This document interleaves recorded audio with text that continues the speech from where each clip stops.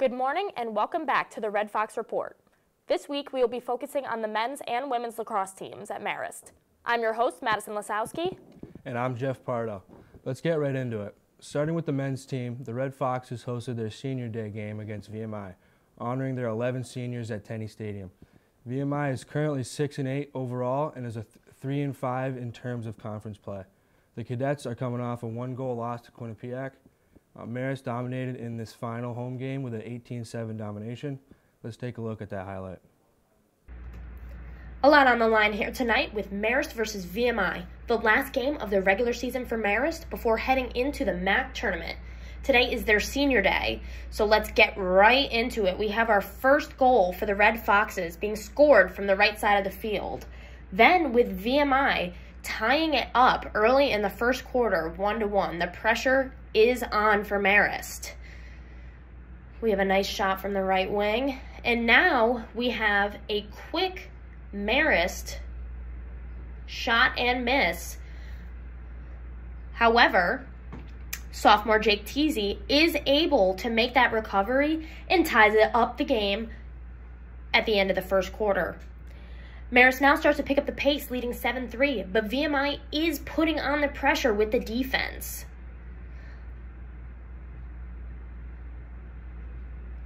We have lots of pressure from the defense here. However, Sam Farrell is not having it and cuts through the center of the field here, bringing Marist's score up to 8, now leading 8-3.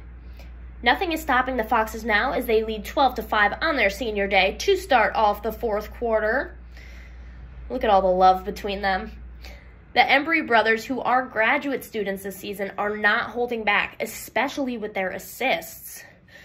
Marist now leads 17-6 with another unbelievable goal, now from the left side of the field. Looking for this face-off, we have an immediate win from the face-off for Marist with a straight goal, the last one that will be scored for this game. Marist steamrolls VMI, a great way to end off their regular season, winning 5 of the last 6 games. I'm going to start with your thoughts on the goalie matchup for this week because there's 2 really good goalies, and I want to know what you're thinking. Yeah, our thoughts on the as we look into this game with the goalie matchup is obviously we got 2 veterans in O'Meara and DiMucci from Quinnipiac, drastically different in the amount of experience that they have. Their goalie's been starting since day 1, and Danny stepped in this year as a true senior as his first time as a starter. So it's going to be a great matchup. It's 2 very good goalies, and honestly, that was the difference in the first game is their guy played great and made some very big saves. So we're going to need to have a great week of practice offensively, specifically when we're working on shooting and creating great opportunities for our guys. But we're excited about it, that's for sure. Absolutely. And as you brought up the experience part of it, you guys have 6 guys from your 2019 team when you won the championship. And you also have Stavko for Daniel. You have Aiden McCaffrey, who's 2nd in the league in caused turnovers. And you have Kurt as well. And I think those guys will be able to help him. What do you think? Yeah, there's no doubt that experience has been really vital, you know, when you have a first-time starter, both with Noble and Danny, and Noble was a massive part in us getting to this position as well, and I don't think that gets maybe quite enough attention. He played really well for us at times, and now it's been Danny O's turn. Yeah. And to have veterans in front of him, you know, specifically Kyle and Kurt, who have a ton of experience, but also Anthony Filippetti, you know, and Tyler Amarato at short stick. It's been huge, you know, and I'm sure it gives him a lot of confidence knowing that he's surrounded by guys that have a ton of game experience. Absolutely. And so we're going to stick with the defense part. And Quinnipiac has 4 guys who have 20-plus goal scorers. What do you guys have to do to contain those guys? Yeah, offensively, you know, that's certainly one of the strengths of their team. Between Jermaine and Tellers in the midfield, they're excellent. And then Donnery and DeLucia are having another great year together at attack, and we've seen some great growth from those guys over the past year. So it's going to be a big test for us. It was in the first game. We've got to force them to play 6-on-6 against us and buckle down and, you know, win those games in between the line. That's something that's been their bread and butter for a long time. Next, we take a look at the men against the Quinnipiac Bobcats, defeating them 29-19 on their home turf. 29 goals are the most to be scored in Marist men's lacrosse history, with Jamison Embry and Jojo Pareca leading the goal scoring, each with 8 points. Let's roll that highlight. Marist Red Foxes host the Quinnipiac Bobcats in the first round of the Men's Lacrosse MAC Championship. Dimitri George for Quinnipiac is the two-time MAC face-off specialist for 2021 and 2022. Daniel O'Meara for Marist started the last 3 games, is 3-0 with 44 saves. To start the game, LSM Ryan Downing takes it himself and scores. Red Foxes up 3-1. Marist's Jake Deasy rips it bottom corner, puts the Foxes up 3. Bobcats' John DeLucio works the crease and draws the penalty to put it in. Last time they were at Tenny Stadium, Foxes won 14-9. Jermaine finds Evan Perry cutting for the assist and goal. Pareca spins and fires for his 3rd goal of the day. Josh Barkasol is tripped but finds Pareca for his 4th goal.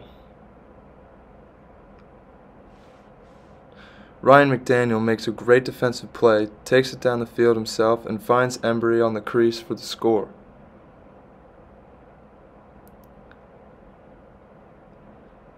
Defense putting in work as LSM Anthony Filippetti gets the rebound and puts it in.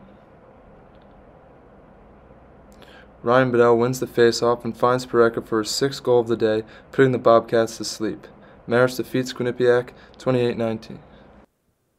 As for the women's team, the Red Foxes took a hard loss to Iona, making it their final game of the season, falling 17-24. Marist held a strong fight, giving Kelly Trotta a career-high 6 goals. Let's take a look. Marist Women's Lacrosse hosted their season finale game against the Iona Gales, looking to finish the season off with a win while the Gales are looking to make it to the postseason. The Red Foxes got out to a good start, forcing a penalty from the Gales.